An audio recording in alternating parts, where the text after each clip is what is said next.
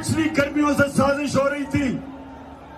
ایک ایک کا میں نے نام لیا اس ویڈیو میں. اور میں نے یہ کیوں کیا؟ کیونکہ مجھے پتہ ہے پاکستان کی تاریخ کبھی بھی اس ملک میں طاقتور مجرم کو نہیں پکڑا جاتا. لیاقت علی خان کے پیچھے قتل کے پیچھے کون تھا؟ کبھی نہیں کوئی پکڑا گیا. ذوالفقار علی بھٹو کا جو جوڈیشل مرڈر ہوا کسی کو سزا نہیں ملی. ضیاء الحق کا جہاز جو گرایا گیا کسی کو نہیں پتا چلا.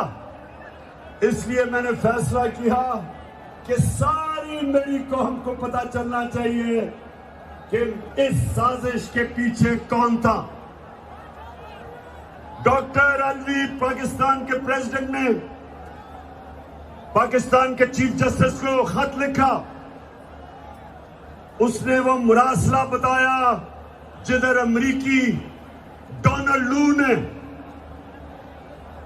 پاکستان کے سفیر کو واشنگٹن میں بلا کے دھمکی دی کہ اگر عمران خان کو تم نہیں نکالو گے، عدم اعتماد کو کامیاب نہیں کرو گے اس کے خلاف، تو پاکستان کو مشکلوں کا سامنا کرنا پڑے گا. دھمکی دی اس نے. سوچیں 22 کروڑ کا پاکستان کا منتخب پرائم منسٹر اور ایک ہمارے ایمبیسڈر کو دھمکی دیتا ہے کہ اپنے پرائم منسٹر کو اگر تم نہیں نکالو گے جو سازش تھی عدم اعتماد کی تو پاکستان کو مشکلوں کا سامنا کرنا پڑے گا. اور پھر کہتا ہے کہ اگر